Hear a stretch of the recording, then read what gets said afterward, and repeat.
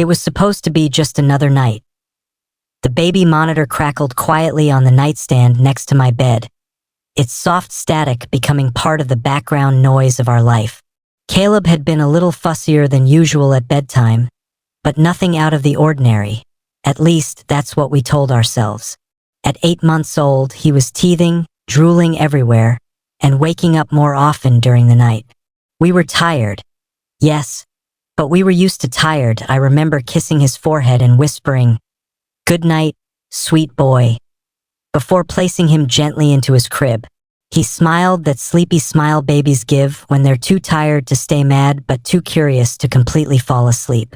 I lingered for a moment, watching him, feeling that deep, overwhelming love that only parents truly understand.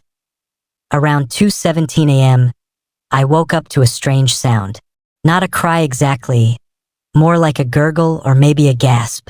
I sat up instantly, my heart pounding against my ribs like a trapped animal. The monitor showed Caleb lying still.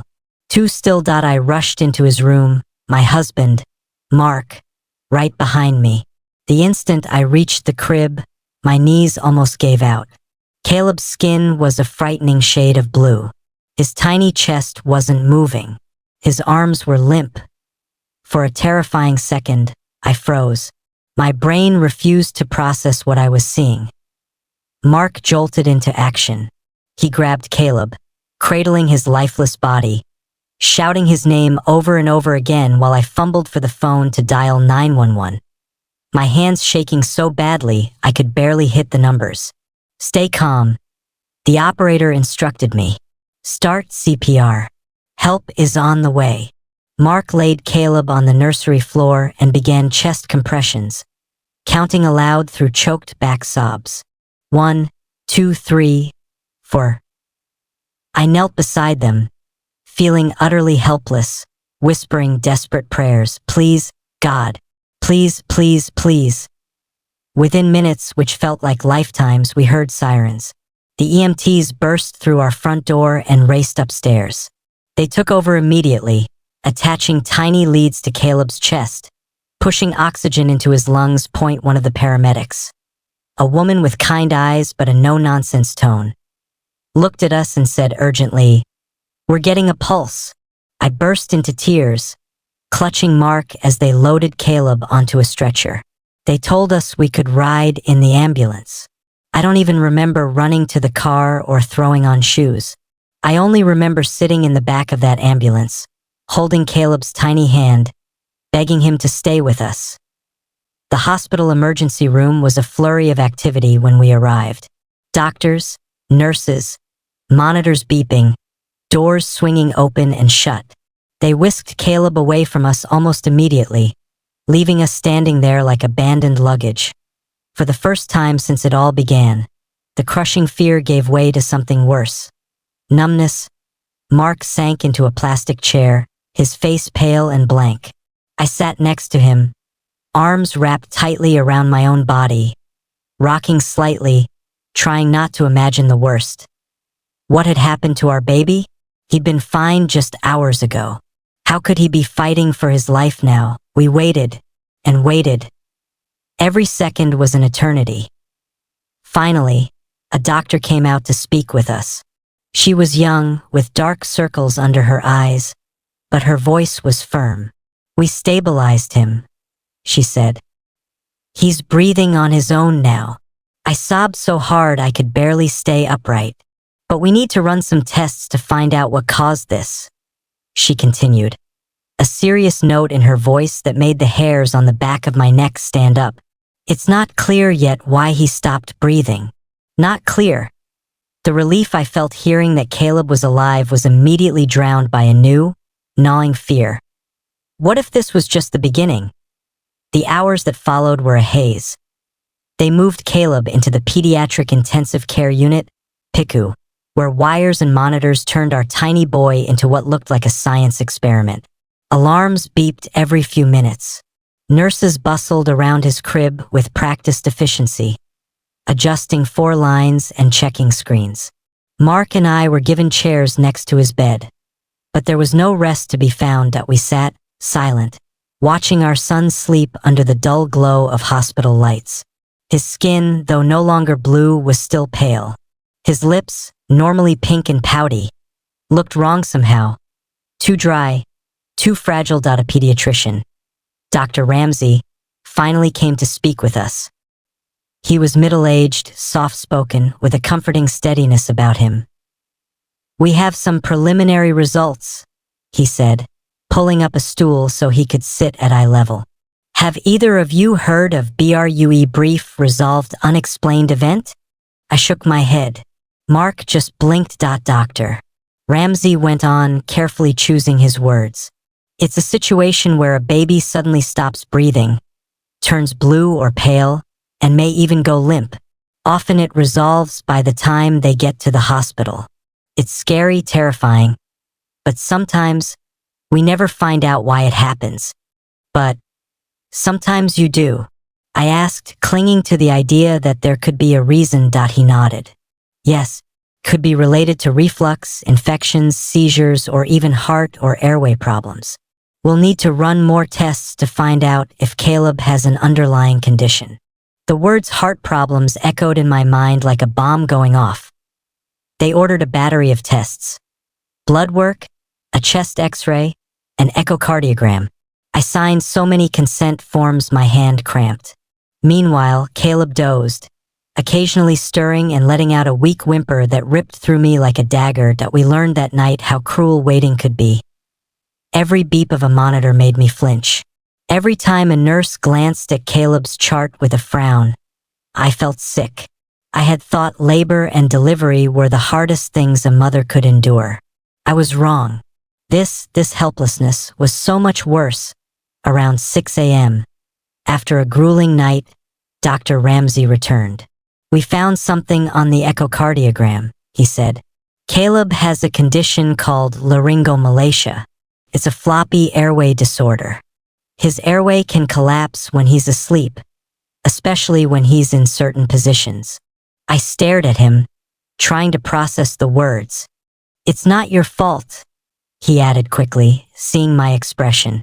"This is a congenital issue. Many babies outgrow it, but some need intervention." Intervention. Another terrifying word. He explained that in mild cases, babies simply make noisy breathing sounds. In more serious cases, like Caleb's, the airway can partially or completely block during sleep, leading to oxygen deprivation. In Caleb's case, we believe it caused a temporary cessation of breathing, Dr. Ramsey said. "You did everything right by calling 911 immediately." Mark exhaled loudly, rubbing his face. I could see the guilt written all over him. Why didn't we know? How could we have missed something so serious? "What happens now?" I whispered. Dr.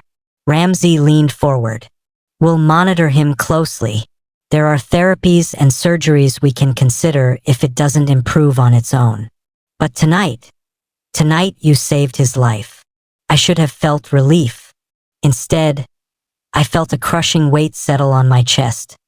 Saved him for now. But what about tomorrow night, or the night after that? Would I ever sleep again, knowing that my baby could just stop breathing? I squeezed Mark's hand so hard that my nails dug into his skin. He didn't flinch. He just squeezed back, both of us silently promising Caleb and each other that we would do whatever it took to keep him safe, even if it meant never sleeping again. When Caleb was finally discharged, it didn't feel like victory. It felt like we were being sent home with a ticking time bomb, strapped into a car seat. The hospital arranged for us to take home a portable pulse oximeter, a device that monitored Caleb's oxygen levels while he slept. They also scheduled us for a follow-up with a pediatric ENT, ear, nose, and throat specialist and a sleep study. The staff were kind, reassuring. But when we pulled into our driveway, the house that had once felt safe now looked foreign, dangerous, like it was full of invisible threats we couldn't see. The first night home was a nightmare. We set up Caleb's crib in our bedroom so we could watch him constantly. The pulse ox monitor beeped every few minutes, alerting us to every slight dip in his oxygen levels. Even when it wasn't alarming, the soft glow of the monitor's screen painted the room in sickly blue-green light that I lay awake all night, my hand resting lightly on Caleb's chest, feeling it rise and fall. I was terrified to fall asleep, terrified that if I closed my eyes for even a second, he would stop breathing again. Mark tried to be strong for both of us. He brewed endless pots of coffee, took turns watching Caleb, and assured me we would get through this. But I could see the cracks in him too. The hollow look in his eyes, the way he jumped every time Caleb so much as whimpered. Our world shrank to the size of one tiny crib. We canceled plans. We turned down visitors. We lived in a constant state of high alert.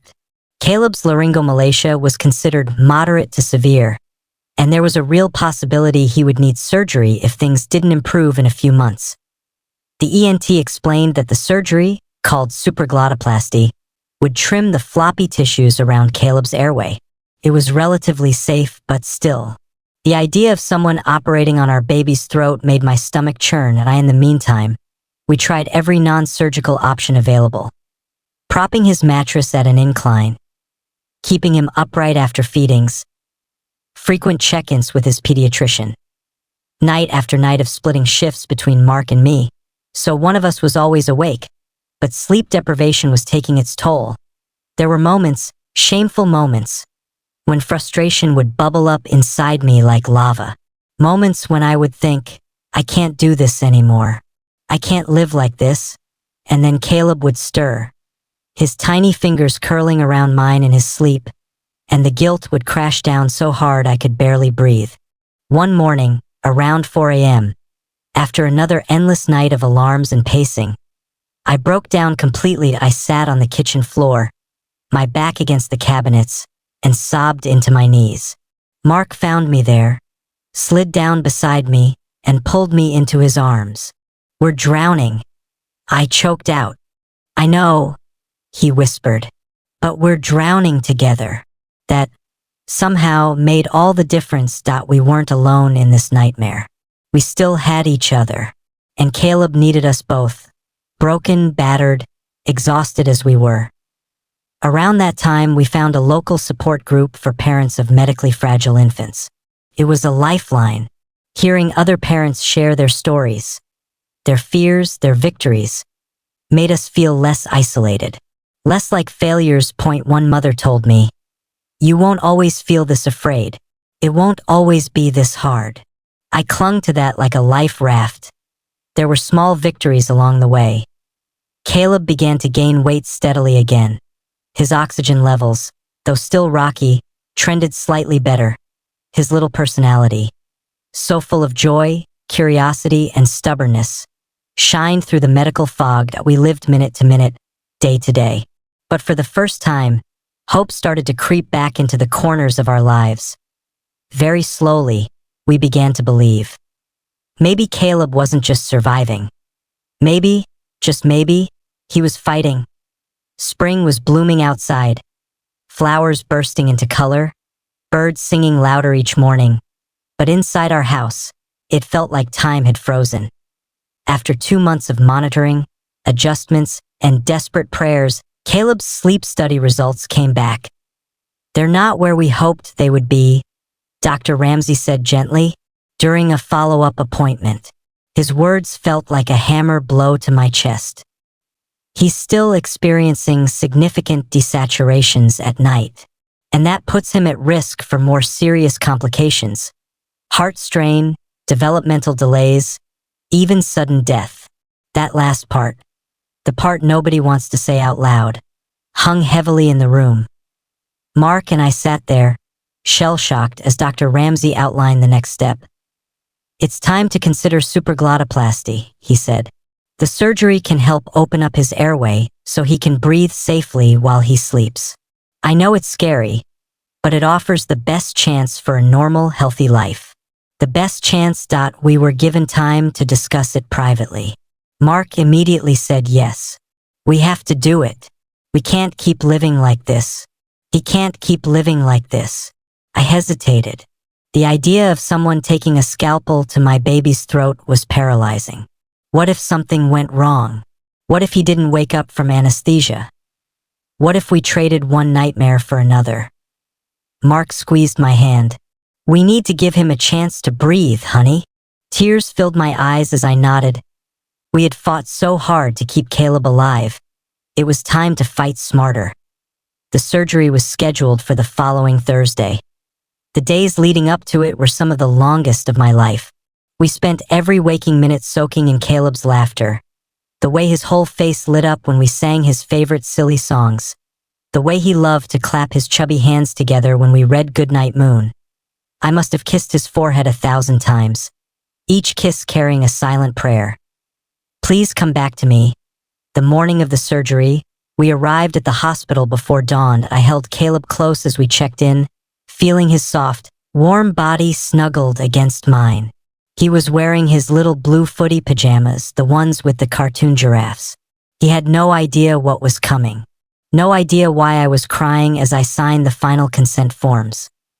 When the surgical team came to take him back, I almost couldn't let go.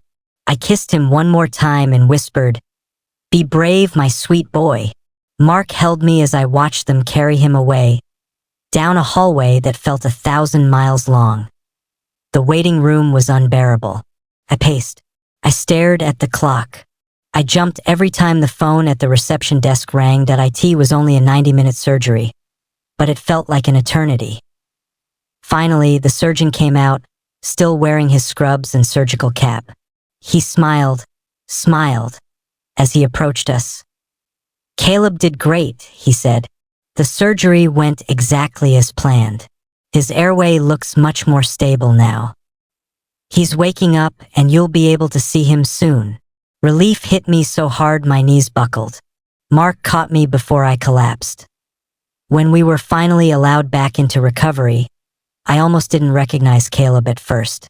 He looked so small, so fragile, wrapped up in hospital blankets, an oxygen mask over his face. But when he heard my voice, he opened his eyes and tried to smile. That tiny, brave smile was the most beautiful thing I'd ever seen. The days that followed weren't easy. Caleb's throat was sore. He refused bottles at first and cried hoarsely, breaking my heart into a million pieces. But slowly, steadily, he improved. Each night, the pulse ox monitor beeped less.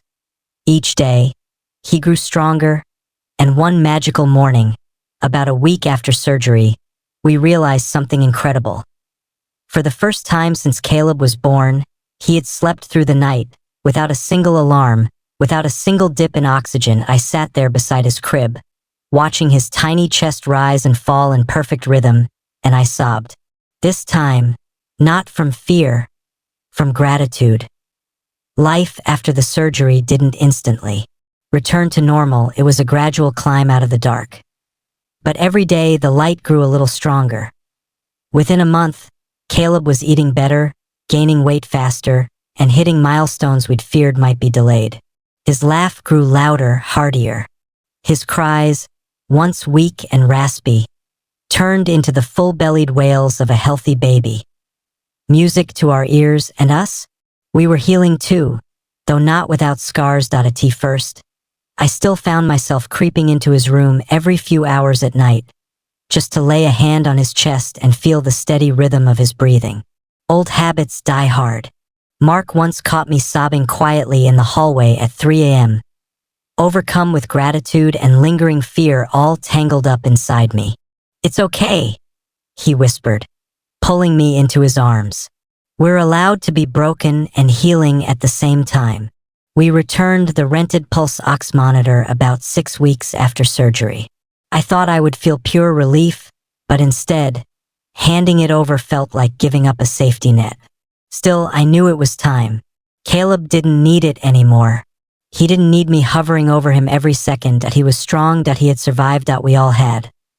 The first time we took him to the park after his full recovery, I sat on a bench and just watched him with tears streaming down my face. He giggled as he kicked his legs in the baby swing, the wind in his hair, his chubby fists reaching for the sky. For the first time in his short life, Caleb could breathe freely. He could live. I realized then that we had been given a second chance. Not just Caleb, but Mark and me too. A second chance to live without fear controlling every heartbeat.